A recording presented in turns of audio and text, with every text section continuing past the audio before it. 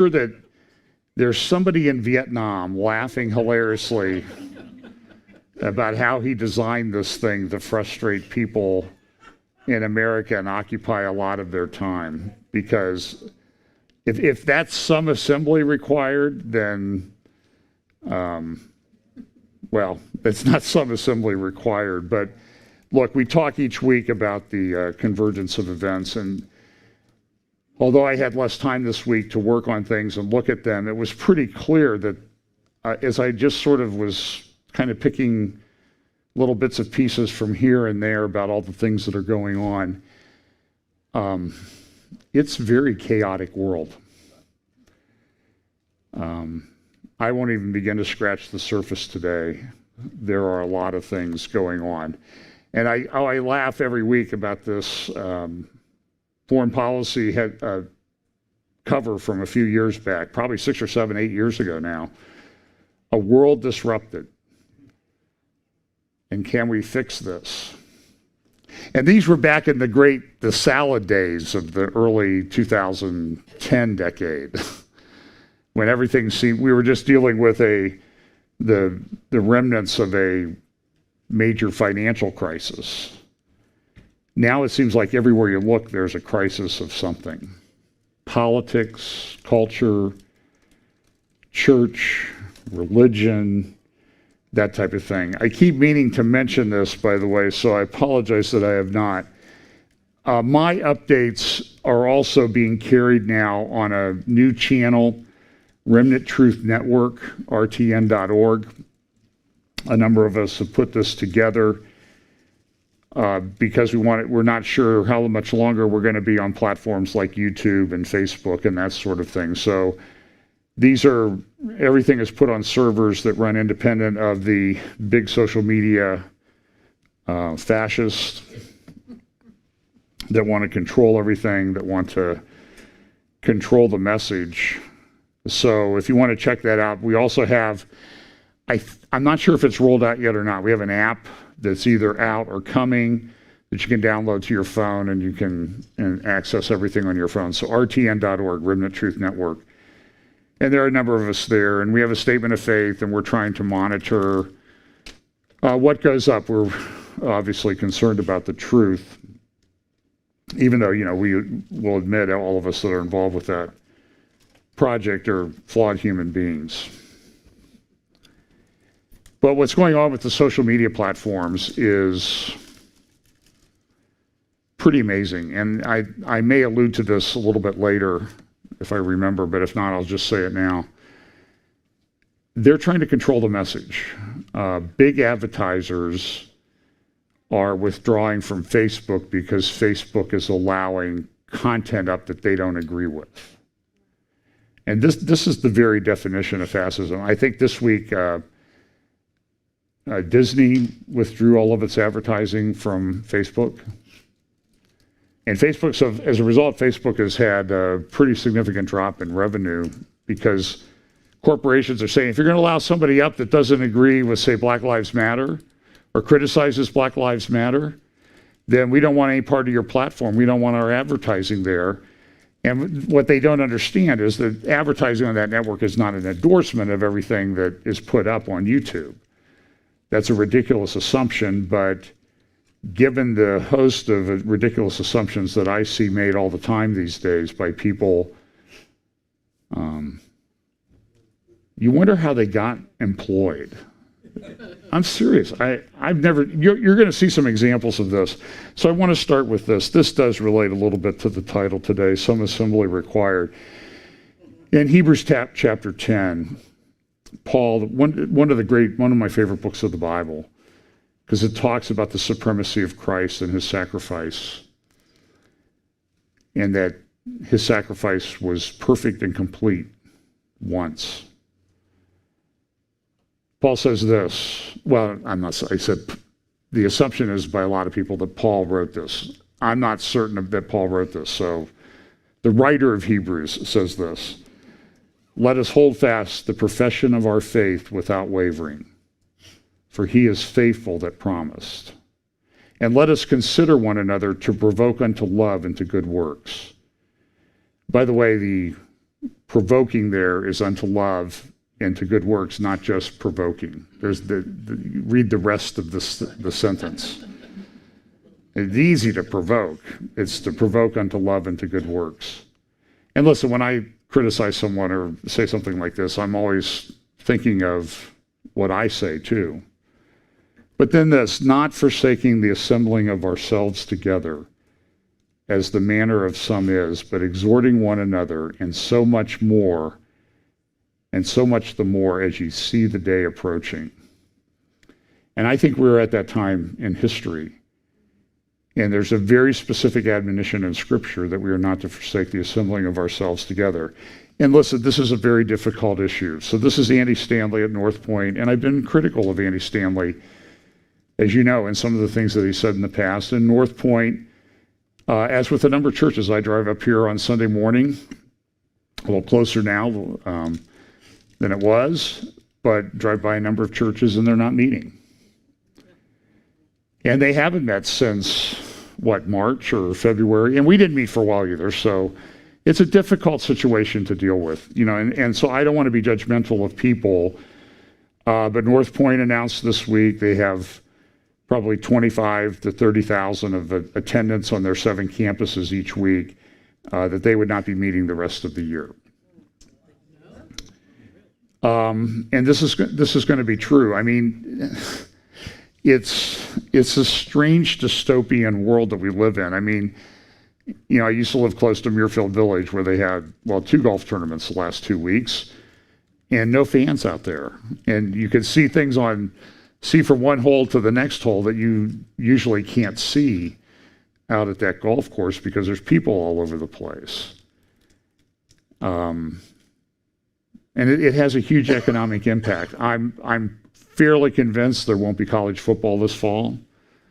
I doubt that there'll be college basketball. I don't think we'll see baseball this year.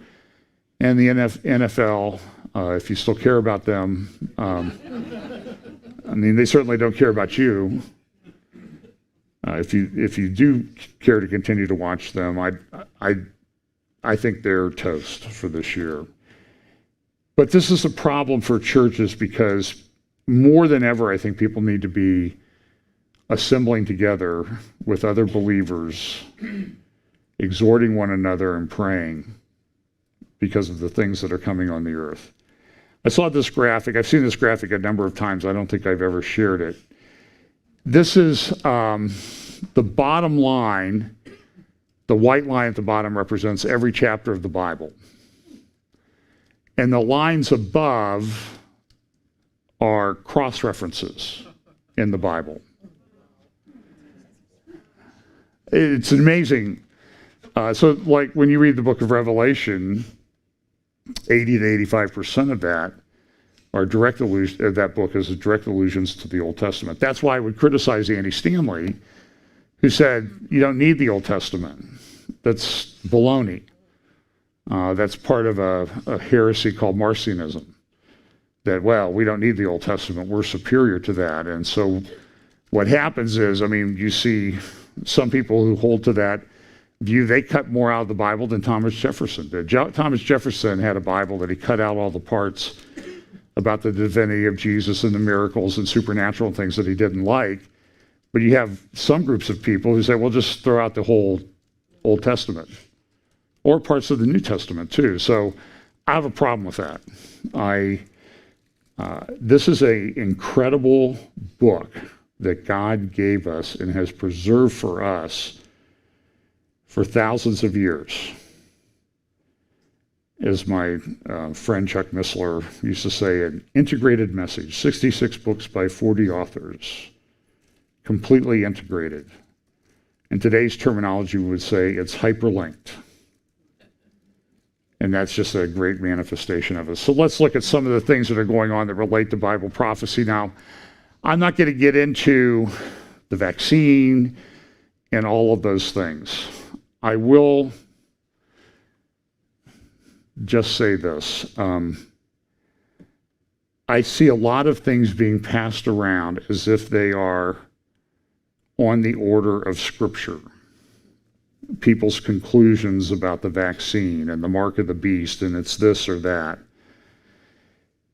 And a lot of times, like on the vaccine, some claims will be made, and I ask for, give me some verification for that written document, scientific paper, technical paper verification. And what I get is another video of people talking about the opinion of somebody else. And I wish I could find the one person who was the first person to express that opinion so I could trace it. And I'm concerned about that because I think it gets very distracting. But certainly we know that there are things going on. We have the World Economic Forum with their strategic intelligence website, now that part of it called the Great Reset.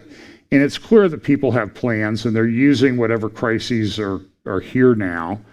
And we do have a crisis. I mean, the coronavirus numbers are up. I know a lot of people don't think that any number about COVID virus is just fake. I don't agree with that. There are and have been very well documented spikes in daily deaths, much, much greater than anybody would have expected, which may or may not be related entirely to the COVID virus. I will acknowledge that, but something is going on. We have a major problem. Israel just locked down again. Everybody's locking down again. Economy is reeling. I just got since I had worked in the area of foreclosures and liquidations and bankruptcies for the last number of years of my legal career, I still get some email lists. And I got an email from someone who's liquidating a banquet center, stoves and ovens and 800 dining room chairs and hundreds of crystal, dining crystal sets, white, sort of off-white. It's just, but see, the problem with that is there are people that ran that business, that was their dream, and now that's shattered. And I look around some local restaurants like Max and Irma's and stuff. I think a couple are still open, but all the ones up around where we used to live are closed permanently. And so there are people that work there. There are people that had jobs. There are people that manage that. It's just devastating. But one of the things that's coming is this sort of universal identification system. And so this was an article that someone sent me this week from biometricupdate.com. The future of biometrics is in the palm of your hand, because what we're seeing is, everybody's concerned about, we've been concerned about facial recognition. I talked about the social media or social credit score out of China and the tracking that was done, facial recognition. Gets a little bit more difficult with a mask on. My proof of that is my iPhone, which uses facial recognition ID. If I pull it out in a store that requires a mask, now I got to enter my passcode or pull my mask down. And if you pull your mask down, of course, then everybody looks at you like you're Typhoid Mary or something, and you're trying to kill them. But here is what this article says. Artificial intelligence researchers and technology scholars are growing wary of facial recognition technology, and that's a good thing. Over the past few months, public concern has been increasing over the privacy abuse and racial bias of facial recognition systems, prompting calls for tech giants like IBM, Amazon, and Microsoft to stop selling this technology to customers, including law enforcement agencies. And they said it's well documented that non-Caucasian people are more likely to be misidentified. So facial recognition is not perfect. But if you walk around, I remember when Israel a few years ago, there were cameras everywhere. We were staying in an apartment near the old city, and there was an underground parking garage, and I turned the wrong way. I went further down in the garage. So I turned around and I came back up, and as I got to where my parking space was, there was a security guard going, "Are you having a problem? I saw you going the wrong way in the parking garage." And that was true everywhere you looked. There were cameras everywhere. And so the privacy of this is a problem, and people are, I guess, getting very concerned about it. One of the new norms that says this from COVID-19 will be people's unwillingness to touch keypads, scanners, and other devices for authentication and identification. Facial recognition solutions will not function due to the vast majority of the population wearing masks to mitigate the spread of the virus. Palm print recognition is touchless, fast, and reliable. Usually simply shows their palm in front of a camera and is immediately authorized for easy and convenient transactions. Although I see movies where they kill someone and then they take them and they hold their palm up in front of it. So nothing's perfect. The use of biometrics for authentication and identification has exciting possibilities in industries ranging from banking and payments to healthcare, automotive, AR, VR, e-commerce, wearables, and more. Palm print biometrics is affordable and easy to implement at a large scale. I'm just looking at this in the terms of what somebody's going to roll out someday in terms of a mark of the beast. Once users are enrolled, they are immediately recognized on all of their devices, putting the future of biometrics in the palm of their hands. Now listen, I've been following Bible prophecy for the vast, vast majority of my life, seriously. And I have heard many, many different theories about what the mark of the beast is. And so when I hear people saying the COVID-19 vaccine is the mark of the beast, I'm just adding that to the list. It's QR codes, it's barcodes, it was microchips. Now they're talking about nanochips and that type of thing. Listen, when it comes, it'll be perfectly clear to everybody what it is and what to avoid, because there will be an element to it, which is the worship of the beast, that is what is to be avoided. And so I think it'll be clear. And sure, I think it's okay to speculate some now, but what I don't agree with is pronouncements about this is that which was prophesied by the prophets. I think we need to, I've long advocated that people who speak on these subjects publicly, that there ought to be some kind of almost clearinghouse for whether your view is established in the mouth of 2 or 3 witnesses, because I think we damage the whole enterprise of talking about Bible prophecy if we're a little bit too quick to use a term that we used to use, spiking the ball a little bit too early. Spiking the ball is what they did in football. Football was a game that people played. They actually had teams. They had stadiums. They had fans and cheerleaders and bands and vendors and people selling hot dogs and soft drinks and beer and parking lot attendants. You might not remember those days. I'm going to spend a little bit of time again today. This Black Lives Matter thing and the way that this is going, the overtaking the narrative, historical narrative, and making things up is very troubling to me. I believe in objectivity and truth. I believe Jesus believed in objectivity and truth. And as I mentioned before, I started talking about postmodernism 20 years ago and the effect that it was going to have on the church. And now that seems sort of like a little quaint notion.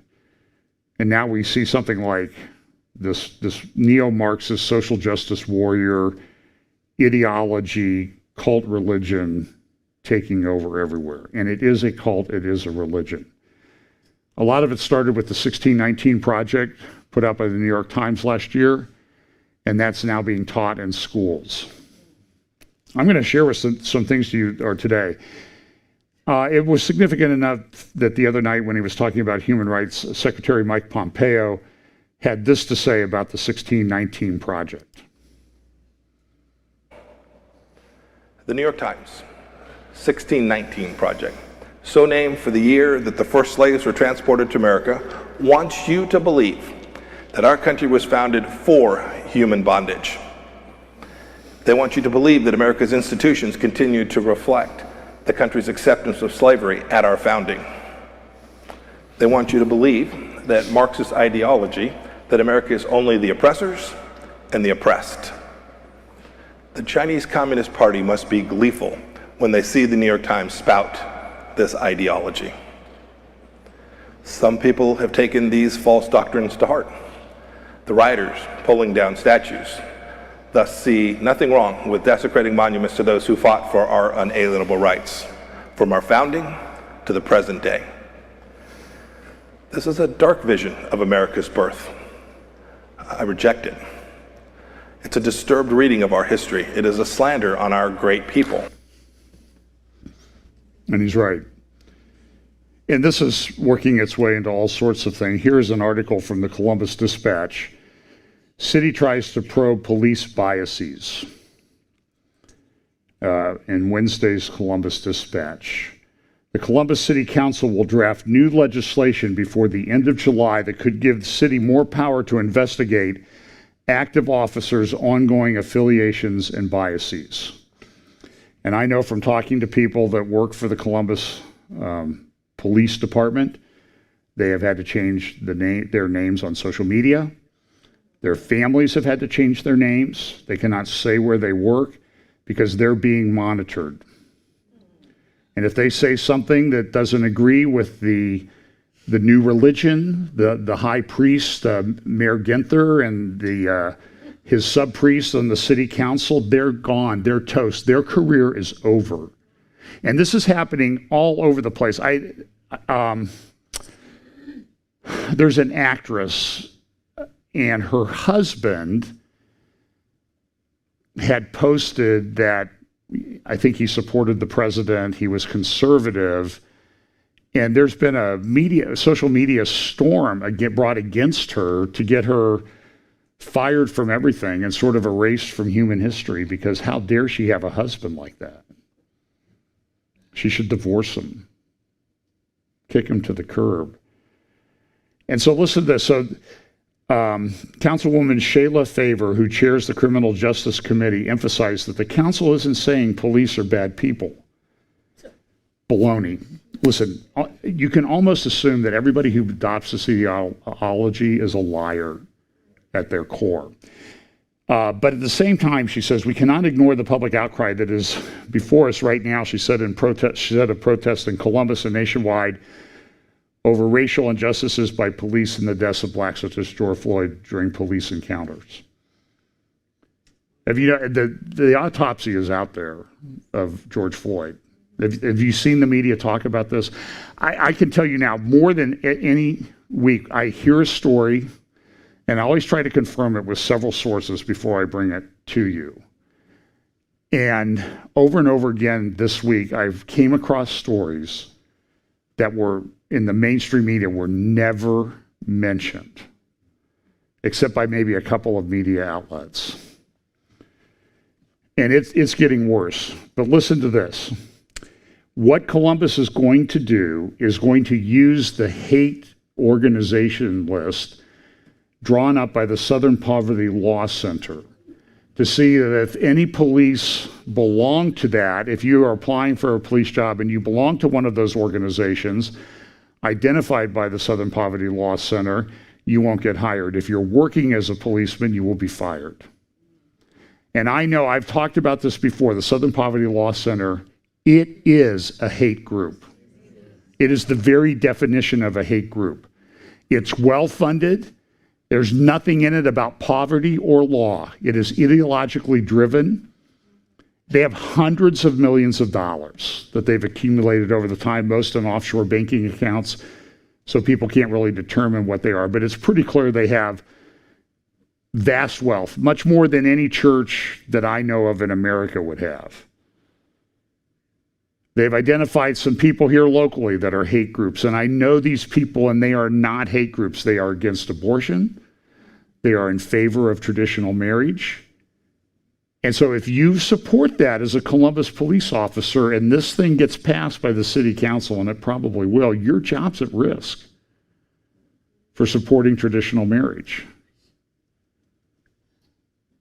And this is going to seep into private employment, where you don't have some of the protections you do if it's a public agency that's involved.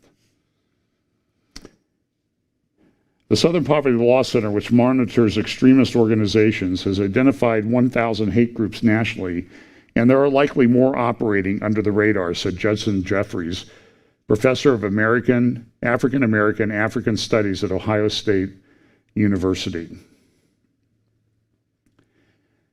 By the way, somebody should go ask Professor Jeffries, if America is so bad, why have black Africans immigrated to the United States over the last decade or two at a rate many more times than the slaves that were brought here.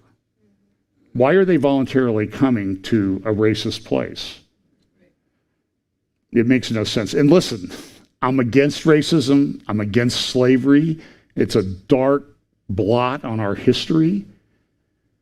But this is not about that. This is about tearing down everything. Jeffrey said, history has shown that some groups operate in a clandestine manner, noting that about 50 hate groups operate in Ohio. The committee got an extensive review from the Division of Police, the Columbus Civil Service Commission, and a psychology firm hired by the division to assess officer recruits and how it screens for characteristics that might be problematic. We're looking for stability, said Dr. Jennifer Webb, a psychologist who does the screening. No, they're not looking for stability. They're looking at someone who will toe the current ideological cult line. During lengthy interviews where recruits can become comfortable talking, interviewers are on the lookout for any racist views that a candidate might let slip out. One question recruits have to answer: at any time in your life, have you ever committed a hate crime? They must respond either yes or no, said the manager of the background investigation unit. Now listen, what happened with Southern Poverty Law Center, the Obama administration, if you go back to my update from probably in 2015, I don't know which one, I seem to recall it was in the summer, there was a joint Southern Poverty Law Center, it was either George Washington or Georgetown University conference that they had, and they had a speaker from the Obama-led Department of Justice at the time.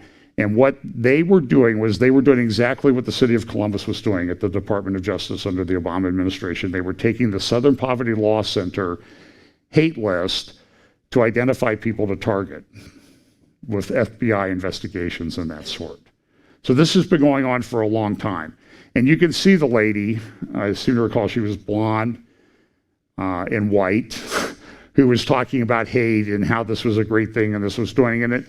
And I can't remember if it was held at Georgetown or George Washington. They're both heavily funded by Muslim countries and money. And if you remember when Obama, I think it was Obama, went to give a speech at one of these places, they had a symbol up that represented Jesus Christ on the platform and they covered it up.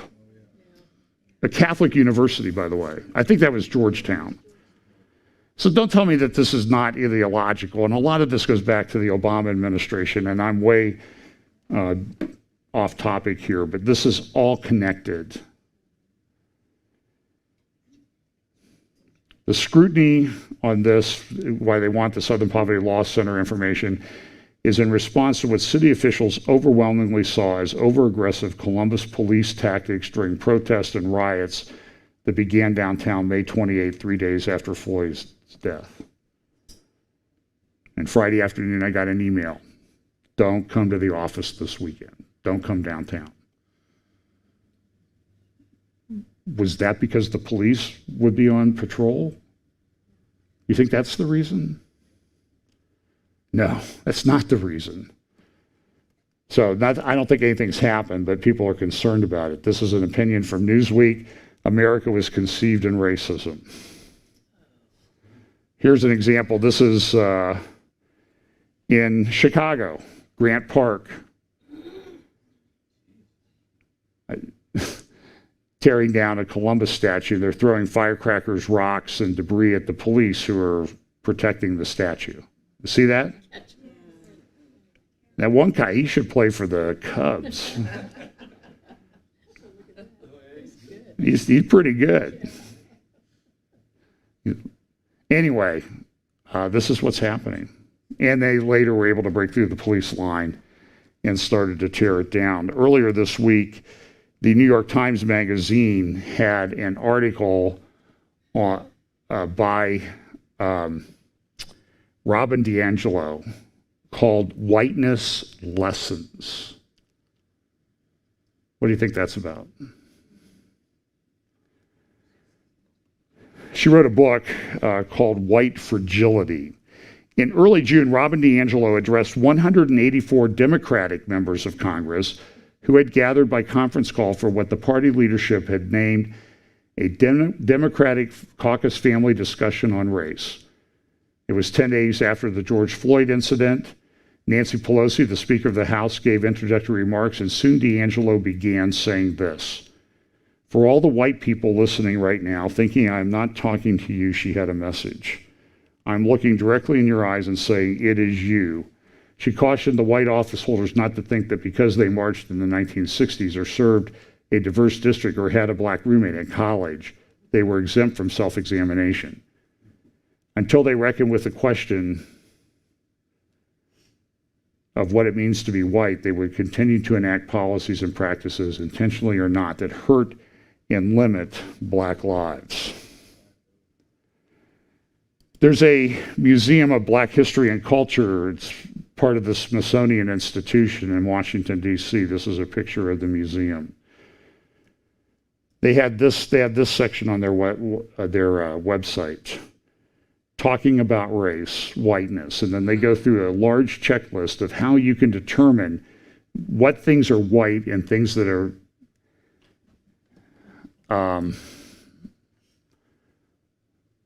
foreign to people that are black, I guess, that they don't understand or they don't get or it's not part of their culture.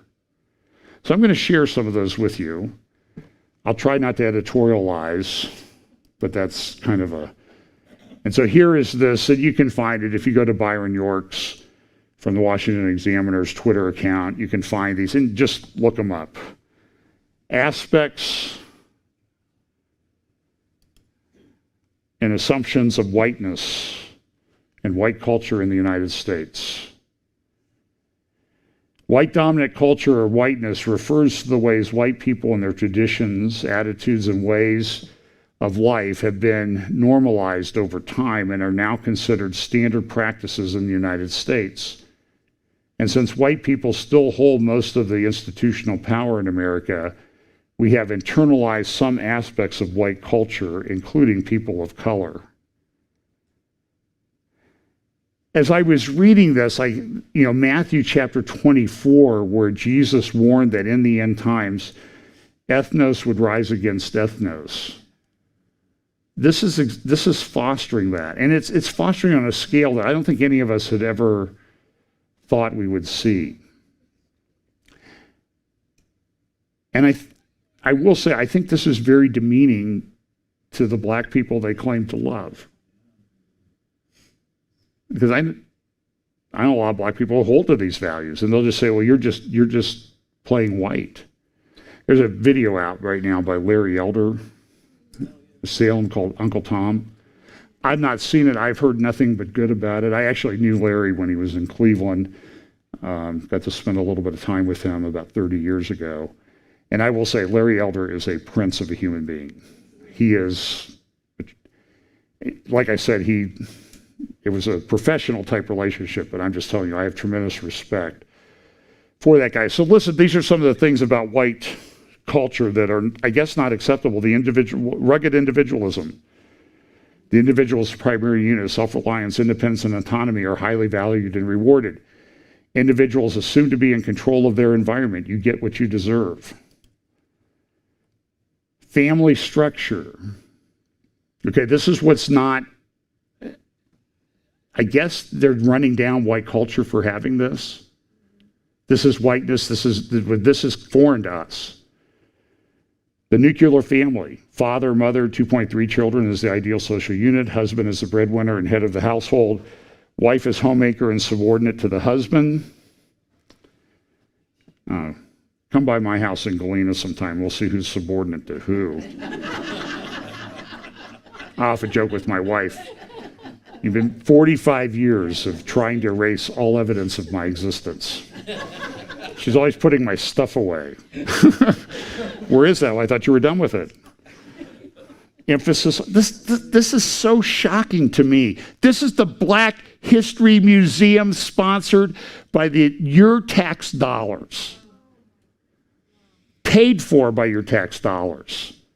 Using that as a forum for education outreaches. emphasis on the scientific method, objective, rational, linear thinking, cause and effect relationships, quantitative emphasis. I guess it's wrong, or it's just like, well, this is what you guys do, but we don't need to do that. What was it one apologist said? Even the dualist in the Buddhist or Hindu community look both ways before, or the oneness people that believe we're all one, they still look both ways when they cross the street. Protestant work ethic, hard work is the key to success, work before play. Here's some more. Religion, Christianity is the norm. Anything other than Judeo-Christian tradition is foreign. No tolerance. By the way, to an American, if you understand the Judeo-Christian tradition, the Judeo tradition is foreign. To America, you understand what I'm saying? It came from someplace else. It was brought here. No tolerance for deviation from a single God concept. Status, power, and authority, wealth equals work. Future orientation, plan for the future, delayed gratification. Progress is always best. So what I'm saying is the opposite of this is what I see tearing down statues all over America and protesting in the street. These people have been educated in a religious cult. Aesthetics, based on a European culture. Steak and potatoes, bland is best. I had spicy barbecue last night, I want you to know. Women's beauty is based on blonde, thin Barbie. This is just not, sure there are racist white people, there's no denying that, but goodness gracious people. Justice, based on English common law, protect property and entitlements, intent counts. One meme that I saw, I think, summed up communication, the King English rules, written tradition, avoid conflict, don't show emotion, don't discuss personal life, be polite. I think this was the best meme of the week that I saw, judging what that was. Christopher Ruffo has written enough. I mentioned his article from City Journal last week where he talked about how this is a religious cult. And he followed up this week. So he posted some things like, here's he went through the job postings for the city of Seattle. And this is, by the way, where that Robin DiAngelo, who wrote that book, White Fragility, is from. And I'll have to talk more about that in the future. But here, look at what they want. This is for the Director of Administrative Services, and one of the requirements is knowledgeable in the area of race and social justice and developing policies with stakeholder involvement for better community and staff equity. That's Seattle. This is Christopher Ruffo tweeting this week. Critical race theory is spreading rapidly through the federal government. Last week, a whistleblower sent me a trove of documents about a divisive diversity training at the Treasury Department. What I discovered is deeply disturbing and an affront to equality. Buckle up. By the way, Christopher Ruffo is the director of the Discovery Institute's Center on Wealth and Poverty. And I like a lot of what the Discovery Institute does. Here he is the other night on Laura Ingraham talking a little bit about what he found out. Whistleblower sent him a treasure trove of documents last week about diversity training that's held at the U.S. Treasury Department. The lecture the employees received was called Difficult Conversations About Race, which included helpful advice like virtually all white people contribute to racism, and that white employees must accept their, quote, unconscious bias, white privilege, and white fragility. Joining me now is the man who uncovered this shocking waste of taxpayer dollars. It's an outrage. Christopher Ruffo, contributing editor at City Journal. Chris, I learned about this when I saw your tweet on Twitter. It's unbelievable. Do you think programs like this, are they contained to the Treasury Department? They must be government-wide, yes? Yeah, they're absolutely government-wide. And in fact, the person who conducted this training session, Howard Ross, has billed taxpayers more than $5 million of conducting dozens of these kind of trainings throughout the federal government. He did, for example, a $3 million training for the GSA and a $500,000 training for NASA, which he was calling Power and Privilege Sexual Orientation Workshops. So this is something that is running rampant. And rather than curtailing this kind of thing, in the past 3 years since President Trump took office, it's simply accelerated through the bureaucracy.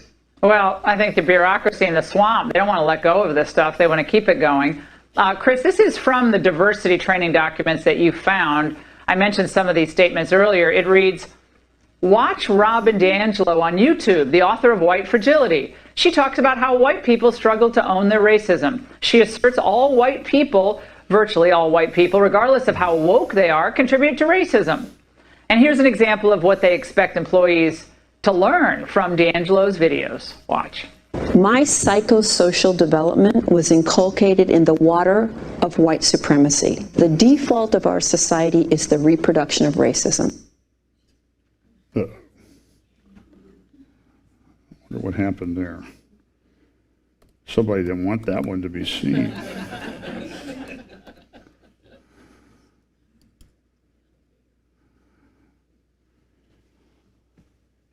Okay. I'm not sure. I've been having some issues with PowerPoint here.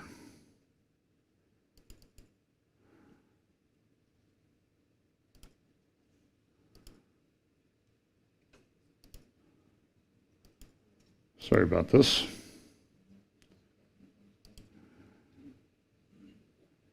It may be that there's some kind of code built into some of the video that I have in my presentation. So, well, anyway, you get the point from what Christopher Ruffo was saying. You can find that on his Twitter feed.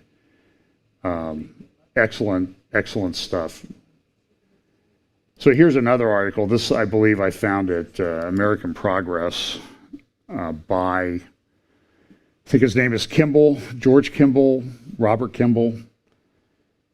Our worship of power over truth. It's an assessment of where we are right now. And this is all about power. It's not about truth or anything like that. This is about taking over. And he said this, and I actually think I might have said this a few weeks ago. Orwell intended 1984 as a warning and admonition. Our woke social justice warriors, supposing they are even aware of Orwell's work, would seem to regard it as a plan of action or a how-to manual. He also cites the case of Andrew Sullivan, who is a gay liberal. I think I would call him a traditional liberal author. I don't agree with a lot of what he says, but he's a fairly good thinker and writer. Been writing for New York Magazine for a while. And he quit, or he got fired. Because he had said this, revolutionaries also create new forms of language to dismantle the existing order. And so what happened was people just decided, we can't have him around working here because it makes it an unsafe space for us. And we just can't work with somebody who thinks that way. Barry Weiss, who was an editor at the New York Times, a Jewish lady, I don't even know what her political orientation is. I would say at least center left. But she resigned this week because she had said some things to support Israel. And that was considered verboten at the New York Times. And she said it was so uncomfortable she had to quit. This is happening all over the place. It's public, it's known.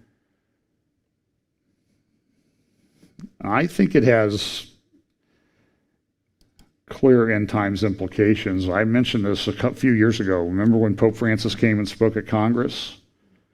He's more leftist than Catholic. He is. I mean, and who did he cite? He cited Martin Luther King. He cited Dorothy Day, who is a radical leftist. And he cited Merton, a mystic monk.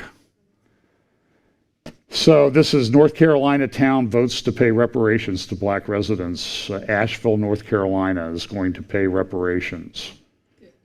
They're talking about it. Maybe they should just sell the Biltmore mansion and spread the money around.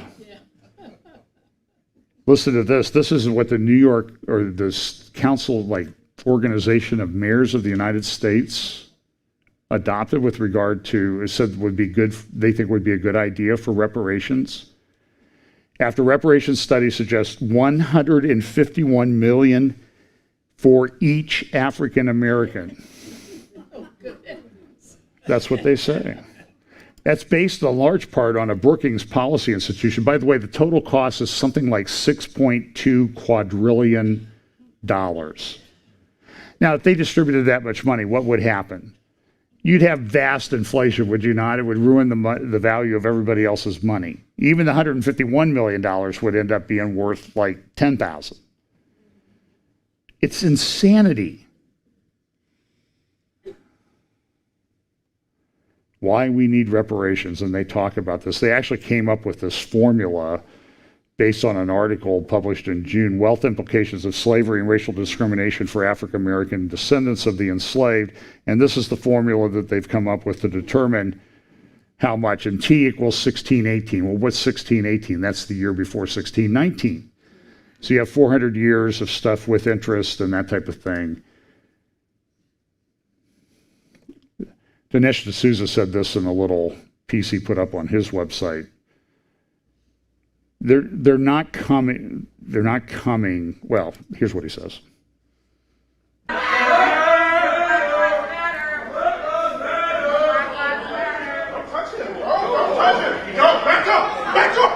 This contemporary crisis is now taking a very disturbing and I would say even dangerous new turn. It started with statues and monuments. Let's attack those. But now the left has gone from attacking those things to attacking us in the process of living our normal lives and exercising our basic constitutional liberties. I'm talking about our ability to speak freely, our ability to practice our religion as we see fit. We see in these videos Black Lives Matter trying to intimidate a young mom trying to take her kids to church.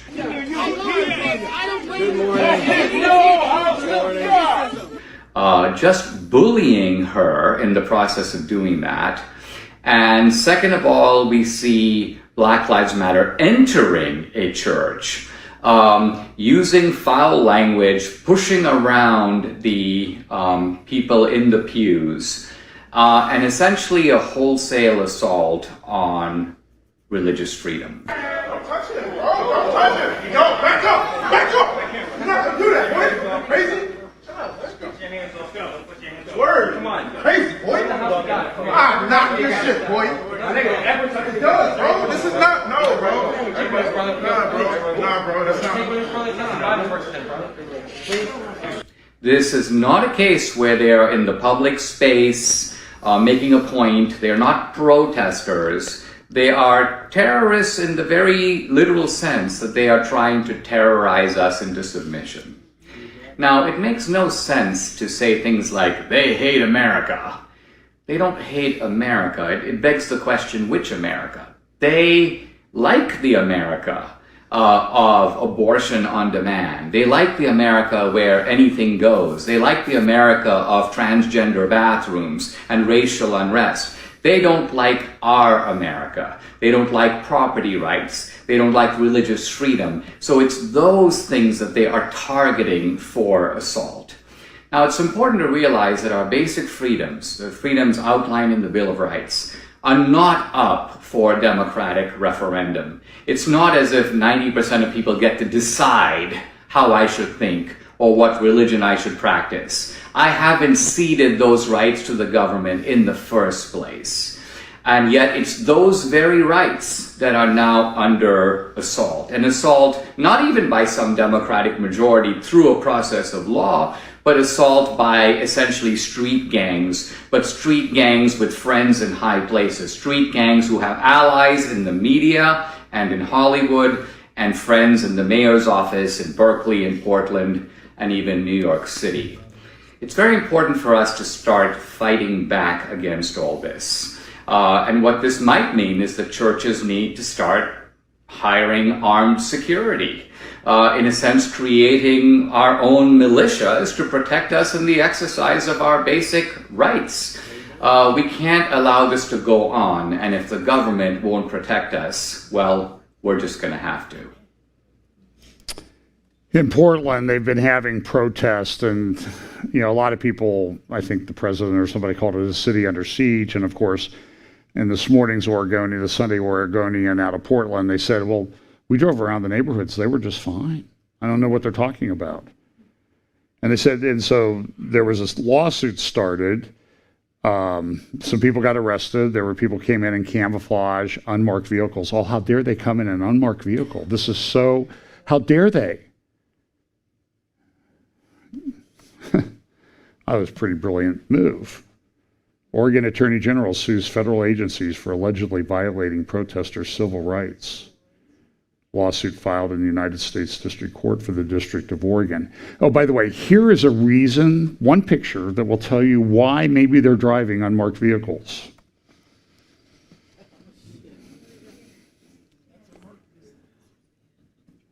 A friend sent me this morning. This is a notice to airmen. Says, no flights above downtown Portland starting July 16th and going till August 16th includes drones. And the Department of Homeland Security is in charge of the airspace over Portland, downtown Portland. That suggests that maybe something's going down there, that maybe somebody's had it. Of course, the mayor comes out and says, "Oh, we don't want these federal police here." But this, I think, is okay to the mayor. So just watch Portland, Seattle, because that seems to be a little bit of the epicenter of this. Now I'm going to go kind of quickly through some Middle East stuff, each topic of which could be an hour or two. Somebody sent me a message this week, one of my Weisenheimer friends. God has blessed me with a lot of Weisenheimer friends, and he said, it's nice that you're moving this week. That means that, we'll be able to keep the update to an hour and 45 minutes. Ha, ha, ha. But he might be right. Last week, I think it was just over an hour, and nobody called and wanted to know if I was sick or dying or anything like that. But so this is a report that came out from a thing called the Alma Research and Education Center in Israel. And what they did was they went through and they analyzed it. You can download the report and read it all if you want. It's about 30 some pages long, about Hezbollah missile sites. And so what's happening with Hezbollah, we've known this for years. Israel's known this for years. They put them under a school or a hospital or that type of thing. And so that's why when you see things blowing up in Iran, I'll get to that in just a minute, you'll say a hospital blew up in Iran or caught on fire in Iran. Well, there's probably a nuclear research facility underneath it. So they harden, they put targets that make people say, well, they won't attack us. They won't attack the children. So we use them as human shields. And this is the way they think. So Hezbollah has been doing this, and they have at least 28 identified missile sites throughout northern Israel and launch sites, and they put in where those locations are and that type of thing. And I mentioned to you also a couple weeks ago that what they're doing is they're planting trees along the border wall, knowing that the trees will eventually grow up and block the view from lookout posts and that type of thing. Here's a little video that our good friends at Hezbollah released recently, a couple weeks ago, about what they intend to do to Israel.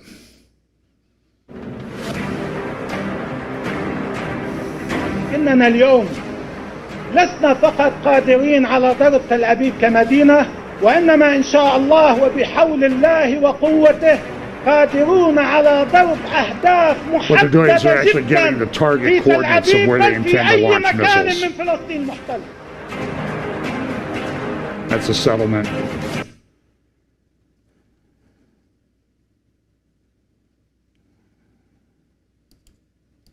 Yeah, I'm not sure what's going on here. So anyway, that's what they're doing. Seth Fransman, if you want to track somebody who's got a really good handle on what's going on in the Middle East, Seth Fransman he writes for the Jerusalem Post. He's I think he's the op-ed editor there. He also has his own website, writes for other outlets. This is from SethFransman.com. This is a map of all the little different unexplained explosions, fires, and that sort of thing that have been going on in Iran over the past 3 weeks.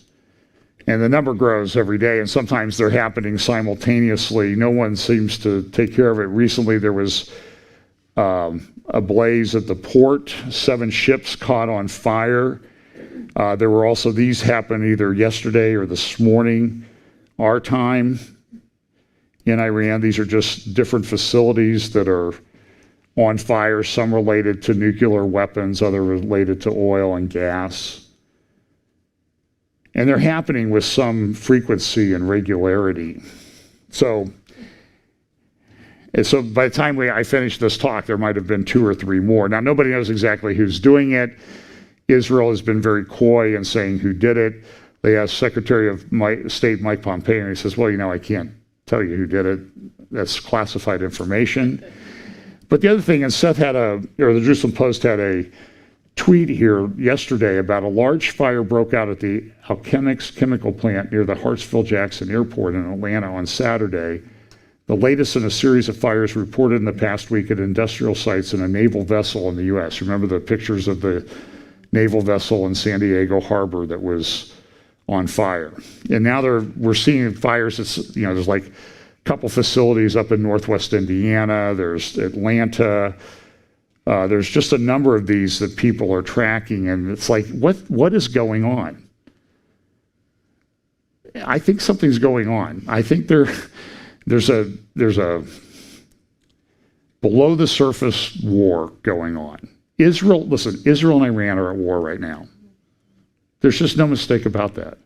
And it's interesting, there's been these attacks on the nuclear facilities, and the mantra of the Obama administration and Kerry, and why we got to give Iran that $150 billion, and why we got to enter into the JCPOA, which is not joint. It's not the joint agreement. It all favors Israel, and John Kerry running around, we got to help out Iran and all this other stuff. Listen, this ignores what's going on. And so I think, are at war. And they always said, Kerry always would say, if Israel dares to attack a nuclear facility in Iran, the world will come to an end. Well, let's assume that this was Israel. It's been going on for 3 weeks now.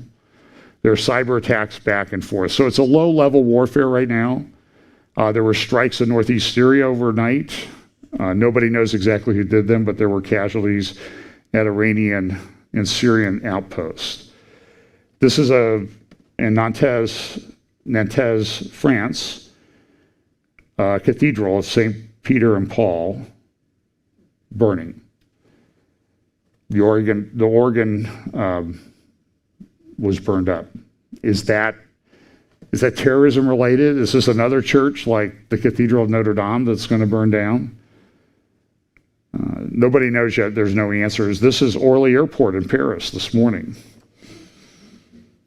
having a bit of a fire there.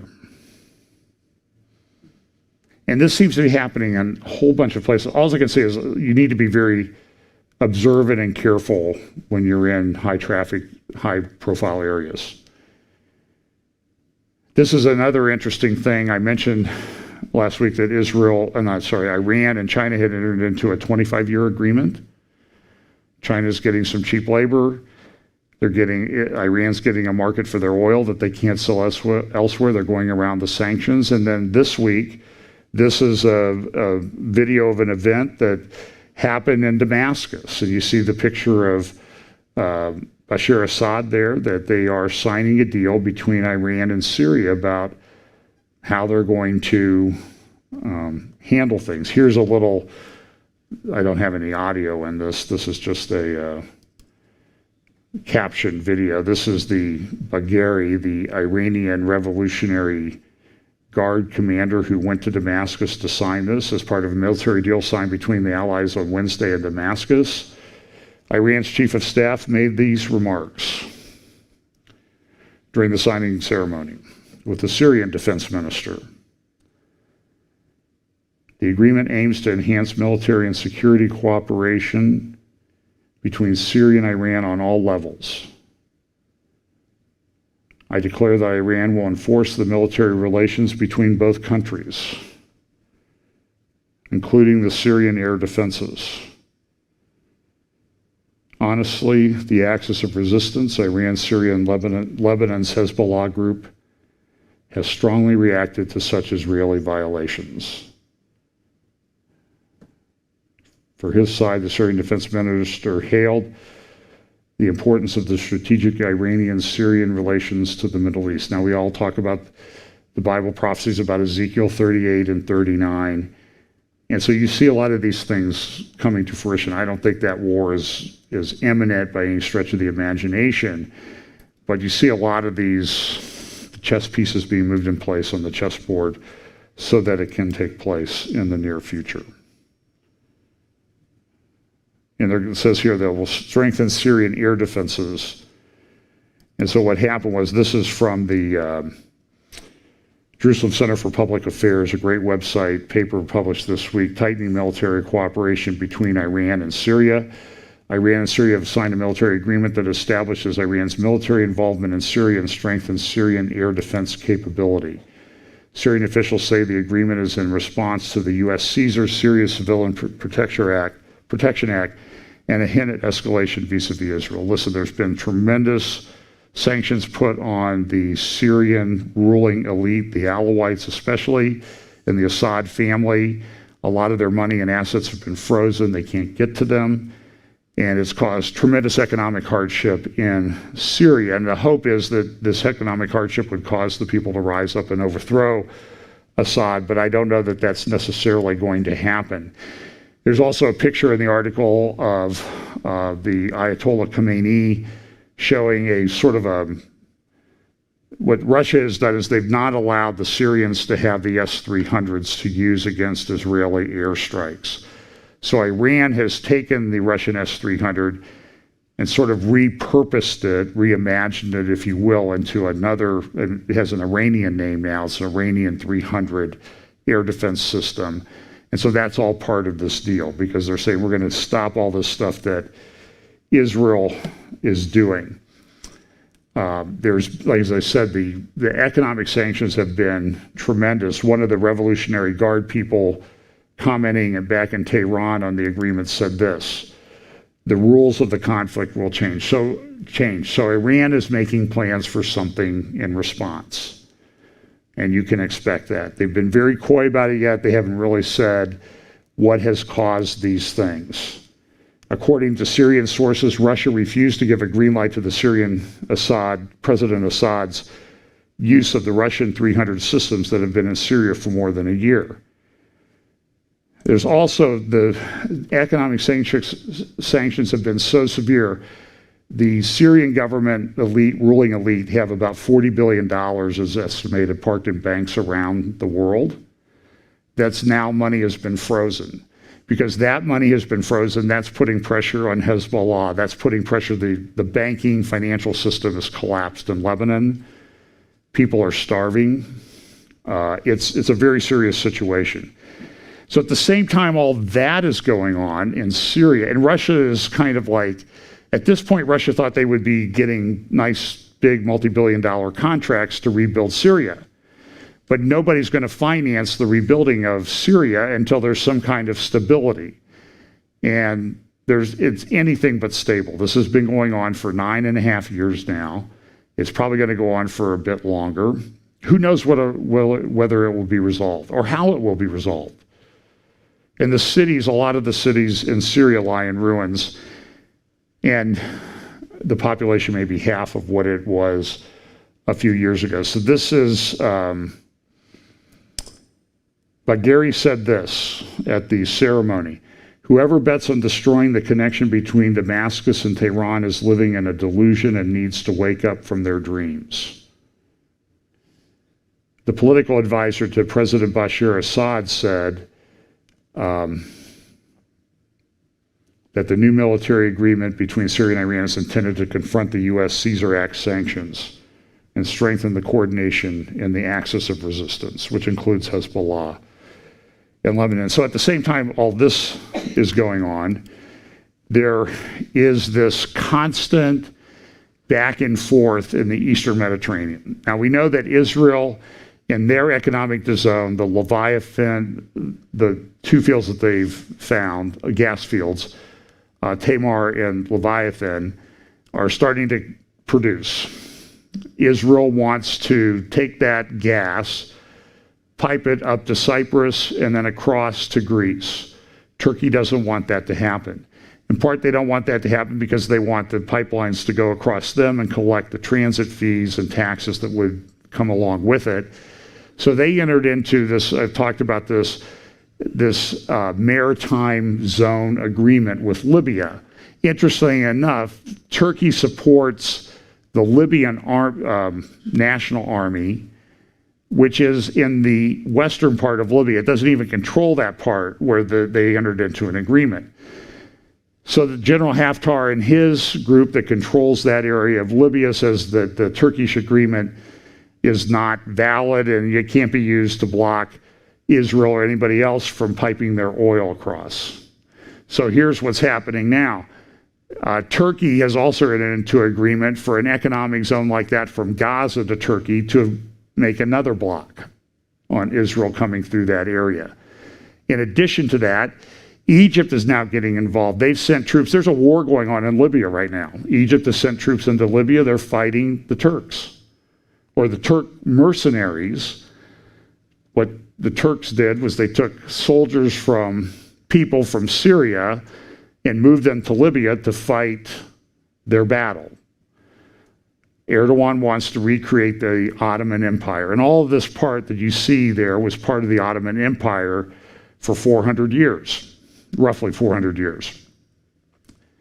Lebanon, they claim a little bit of what Israel claims because of how does that line there from between Israel and Lebanon, does it angle up to the north or does it go straight? And there's a lot of gas in that area, so this is a big deal, and they're trying to resolve that issue. But now who do you deal with in Lebanon because the government has effectively collapsed? Egypt is at war. Egypt is having the problem with the dam from Ethiopia, which they started to fill this week, of the Nile. Longest river in the world. Ethiopia says we want our share. The colonials came in here and took it away and gave it to Egypt because the British had a bigger interest in Egypt than they did in Ethiopia. So now Egypt and Ethiopia may be getting into it. Egypt also went and entered into one of these economic zone agreements with Greece, because they have gas too that they want to ship through this pipeline up to Europe. Now this pipeline is going to take 5 or 6 years to build. So, and that's going to affect Russia. So that's, if I tried to show all the interconnected lines, it would look like a bowl of spaghetti.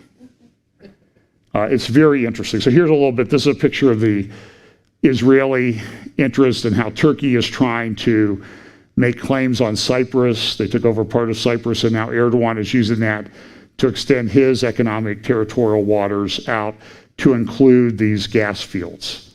And Cyprus doesn't like that. So I suspect there will be some at least terrorist or violence there with that regard. It's very chaotic.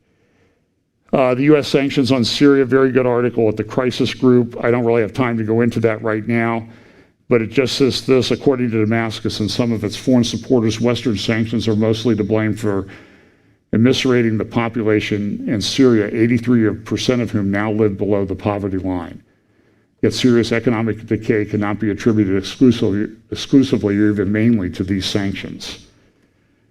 But it is having an impact. And as I mentioned, the banking system in Lebanon has collapsed, and this is also now putting pressure on Russia, because Russia has interest in Syria that wants to protect. It has bases and that sort of thing now. But now Lebanon is becoming a failed state. So what's the result of that going to be? And Israel's concerned about that too, because Hezbollah may shore up its control of southern Lebanon and use that as an opportunity to attack, do missile attacks on Syria. They put videos about this is where we intend to target. And we have thousands of missiles that can do that. It is, to say that I just find this to be very chaotic. Turkey and Greece are having diplomatic talks because they're on the verge of war, because Erdogan's taken over some of the islands in the Aegean Sea, claiming that those are really Turkish islands. At the same time this is happening, this is from this morning's Arab News out of Saudi Arabia. So this is the point. I know that people look at what I do and they criticize me and say, oh, you're just obsessed with the news. I really want to understand the times in which I live. I think that's okay to do. But then the other thing that I always notice too is the Arab News is not a Christian Bible prophecy newspaper. Now they have an eschatology, it's Islamic.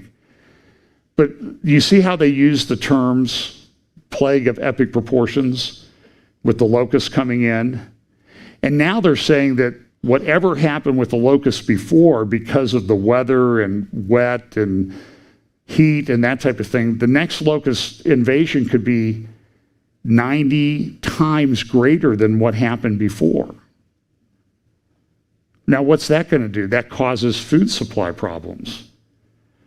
China's having flooding in Southeast Asia because China's has been shutting off the water. They have a drought, so they have food problems. China's having food problems. China's entered into this agreement with Iran to essentially build this highway to the Mediterranean. This all sounds very biblical, apocalyptic to me, as I understand Bible prophecy. Israel today will approve the East Med gas pipeline project. There's also been concern, protests, this is again from the Arab News, either yesterday or today.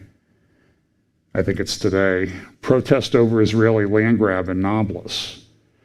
And those are Palestinians that are protesting, or there are protests going on in Nablus, which has really been one of the epicenter where a lot of the suicide bombers came from that attacked Israel during the intifadas that took place a little over a decade ago. And we were there, when we were there 3 years ago, they had riots the day before. So as we drove down the street in Nablus to go to Shechem, you could see piles of a burned out car that had burned the day before and piles of tires that had burned. Now we were there, fortunately, and then when we left Shechem, we got stopped at a checkpoint by the Israeli soldiers. And they said, you guys, you shouldn't be in Shechem. It's not safe. And we said, that's why we're leaving. And they go, well, we can't leave unless you let us leave, though. And they eventually let us through the checkpoint. But it was kind of a bit dicey. You know, there's no hotels in Nablus that you would want to stay in overnight. And we're listening all the time driving through Nablus, we're listening to the Friday morning prayers and preachers at the mosque over the loudspeakers. And they're not, I don't understand Arabic, but I'm pretty sure that there was not love your neighbor as yourself message coming over those loudspeakers, given the level of the rhetoric. So this is where we are. There was so much going on this week that it's hard to understand, or hard to make a lot of sense of it, because it's just everywhere you look, you go down a rabbit trail. And I do think we live at a very significant time of history, of biblical history. We see chaos. I will say that I think that this fall will be very difficult. There was a congressional primary election in New York City. Elliot Engel lost to a radical leftist. That election took place 4 weeks ago in a Democratic primary. Because of write-in ballots, they just finally announced the winner yesterday. Now, I want you to translate that to every precinct and voting place in America in a presidential election. I think I said this, when the electors meet to elect the president in early January, my guess is that half the state's presidential election results will not be known. That just means more chaos. I don't think you've seen anything yet till you've seen what's going to happen with this election. So listen, our hope is not in governments of this world. Our hope is in Jesus Christ, who has promised that he will return. If we depart this life under even very bad circumstances, we're with the Lord. If he returns and raptures us, we're with the Lord. Same result. And what we need to do, though, is be sure that what we do in our lives and walk glorifies the Lord. What did the verse say at the beginning? To provoke to love and good works. That's what we should be about, sharing the gospel with people, telling them that Jesus came, lived the perfect life, died on a cross, rose the third day, and if you believe on the Lord Jesus Christ, you will be saved. And your future for all eternity will be secure. Someday we'll look back and think, why did we worry about that stuff? But listen, I acknowledge it's chaotic. It really is.